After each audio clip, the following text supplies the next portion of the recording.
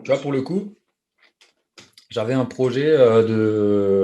projets quand j'étais en train de rechercher à un moment donné. Et c'était soit un projet à 150 000 environ avec travaux. Bon, le bien il était à 80-90 000. Dégueulasse à chier, pas de locataire, énormément de travaux. Donc tu repars de zéro, hein. Tu t'imagines un appart, tu as juste les murs, Pêche les murs, hein. les fenêtres assez potables et tu repars de zéro. Du sol au plafond, tu refais tout. Tu décomposes même encore les pièces. Tu vois. En gros, 150.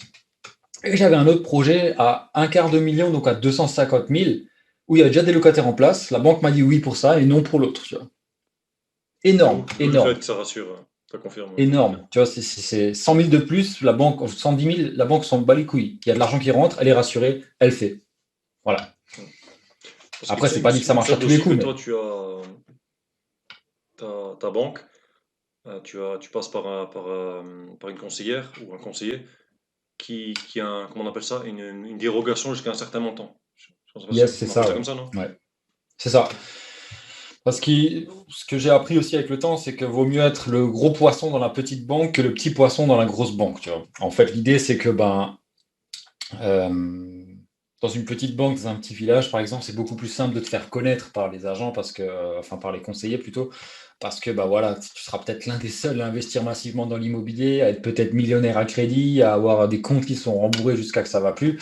Je dis pas que c'est le cas pour moi, mais tu sortiras vite du lot dans un petit village que dans une grande ville où ben, si tu as un million sur ton compte en banque, tu fais partie des gens moyens. Ouais, hein, ça dépend du C'est nombre de complètement clients différent. total qu'ils ont aussi, c'est ça.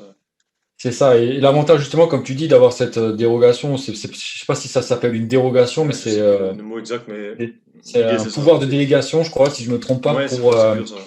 le conseiller qui est en face de toi. Il faut savoir que quand tu vas dans une banque, et ça, si à l'occasion, tu as un peu l'occasion de sympathiser avec le conseiller qui est en face, ou il pourra te dire sur quel montant il est libre de pouvoir t'accorder des prêts. C'est-à-dire qu'il aura peut-être un pouvoir de 500 000, par exemple, dans l'agence. Je sais que moi, sur une des agences où je suis, c'est 500 000. Le conseiller peut t'octroyer par sa propre décision à lui. Donc, tu parles directement à celui qui va t'accorder l'argent, le prêt, pour 500 000 euros. Tout ce qui va être au-dessus de ce montant devra passer par une commission. Moi, j'ai dû faire une prise de sang parce qu'arrivé à un certain montant, ils veulent savoir si tu vas vivre assez longtemps pour pouvoir payer l'argent que tu leur dois. Donc, forcément, ça fait bizarre, mais voilà, c'est le jeu, c'est comme ça.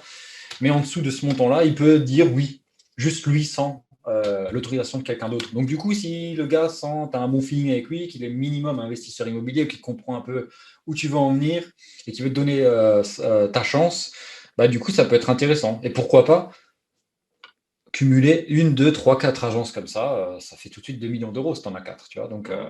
ça peut être pas mal. Si c'est des projets bien ficelés, bien rentables, bien sûr. On va pas faire un projet en VFA ou je ne sais quoi, où tu devras rajouter toi-même tous les mois.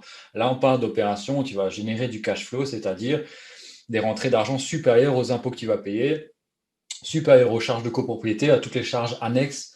Là, on parle cash flow net net, une fois que tes impôts sont payés, ce qui te reste après que tu aies payé ton crédit et toutes les charges autour, quoi, hein. Là, c'est pas juste voilà, crédit et truc, hein, et loyer, hein. Là, Ouais, c'est avec tout ce qu'il y a autour. Parce que ça, les gens aussi ont tendance à l'oublier. Et souvent, c'est là où les gens se font avoir sur les charges de copro, tu vois. L'appartement coûte pas cher, le prix au mètre carré, il est correct, mais les charges sont élevées à fond. Bien sûr, ça, ils doivent te le dire, mais si te tu le poses pas dire, la ouais, mais il question, faut y prêter attention. Moi, j'avais fait la mauvaise expérience avec mon premier appartement. c'est ça. Euh, il y avait Ils te le énormément de disent que trop charges. tard. Des gens, énormément de charges. Bien lire les trois PV, les trois derniers procès-verbal de l'immeuble. Et un Ouais. truc aussi, c'était un immeuble où il y avait beaucoup trop de logements dedans. Ouais. Bon, par conseil, par expérience, je dirais 10-20 max, mais aujourd'hui, c'est plus achète l'immeuble tout de suite, quoi. Pour Ouais, t'éviter d'avoir ouais, avec le recul une aussi. copropriété, quoi. Ouais. À part, bon, là, j'ai vu je suis quelques personnages du net, un peu, si tu veux, de niveau de l'immobilier. Il y a un mec qui paye 50 euros en charge trimestrielle. C'est-à-dire 50 euros pour 3 mois. Donc Et 200 alors, euros, 250 euros à l'année, il est quoi. C'est dans rien. un secteur géographique très. Oui, ça doit être dans un En petit village campagne, quoi. près de la cité ou un truc, enfin, je sais pas, mais un truc un peu exotique, je pense, hein, parce que Ça bon, fait voilà. 17, 50 par mois, quoi. C'est dingue. Ouais. Ok. Mais ouais, en fait, là où il faut bien se méfier, c'est pendant les visites. Des fois, les agents, ils vont te dire, oui, j'ai pas de procès-verbaux là actuellement, les charges, on les connaît pas trop. Ça veut déjà tout dire, tu vois. Ça veut déjà dire que, bon, il y en a, ils sont honnêtes, mais il y en a d'autres qui vont te le cacher jusqu'à ce que tu signes le niveau du compromis, jusqu'à que les 10 jours de rétractation. Il faut savoir qu'une fois que tu as signé ton compromis aussi, hein, je sais pas si tu débutes dans l'IMO où tu en es, mais une fois que tu as signé, et que en tant que particulier, en tant qu'entreprise, si maintenant tu as une SCI, tu signes, tu n'as pas de période de rétractation. Là, tu signes, tu achètes. Par contre, si tu es Particulier. un particulier, bah là, tu signes et tu as 10 jours pour pouvoir te rétracter. Tu peux dire d'un jour à l'autre au notaire, bah, en fait, je réfléchis, le projet me botte pas trop, je sors de la vente et on annule tout. Et tu as le droit. Est-ce que c'est vrai, je m'étais renseigné sur ce qu'on appelle quand tu fais un compromis ou une offre, une, des conditions suspensives. Yes. Tu peux Ça, c'est tous tout les ajouter. Il y en a un- énormément que tu peux mettre. ouais. Ça, c'est tout un Il y en avait une domaine. qui m'ait retenu l'attention, c'était sur le pourcentage que la banque peut t'obtenir. Ouais. Donc si tu passes par un financement, tu Tu veux peux. dire le taux d'intérêt? Le taux d'intérêt, ouais, que Ok, ouais. du prêt. Ouais. Admettons, si tu dis qu'il soit au maximum de l'exemple, je sais plus ce que j'avais vu, mais par exemple, tu dis maximum de 2,5%. Ouais. Tout ce qui est au-delà, bah, tu es en droit, vu que c'est écrit, vu que c'est signé par les deux parties, C'est ça. de ne pas aller au bout. Ouais. Par contre, si tu aurais aimé 1 ou 2% et on te donne que 2,5, ben là, tu es obligé d'y aller quand même. Ouais. Tu vois.